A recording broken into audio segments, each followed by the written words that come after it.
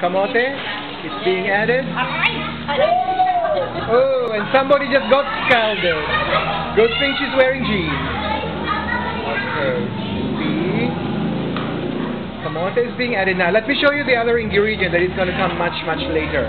Okay, these are pre-soaked and pre-cooked sago or tapioca pearls. This is going to be put into the stew a little later. It adds a really nice texture to the stew. Yummy.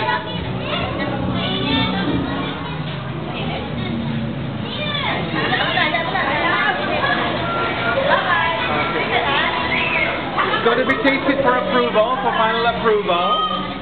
Ano masasabi mo, ate? Delicious. Okay, this is Ate Nelly. Okay, and she's going to give the final stamp of approval. I wonder what these ladies are discussing.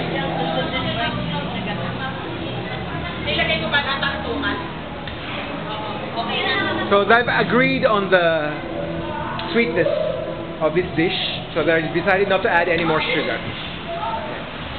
As I was saying later, cooking within our cultural context is always done as a community among these ladies, these godly ladies who are making the merienda for this afternoon vacation church school here in the local church where I am serving.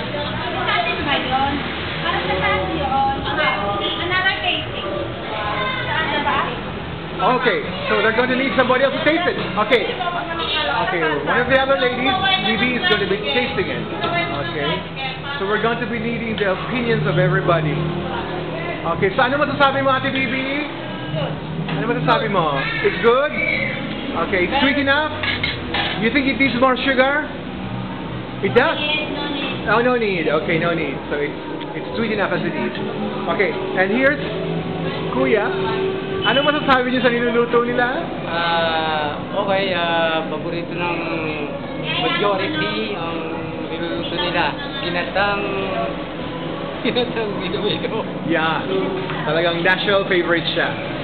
Okay, now in a little while, I'm going to show you how I am going to eat this yummy stew or pudding, however you want to call it, of sweet root crops, bananas, and what have you, all cooked in coconut milk.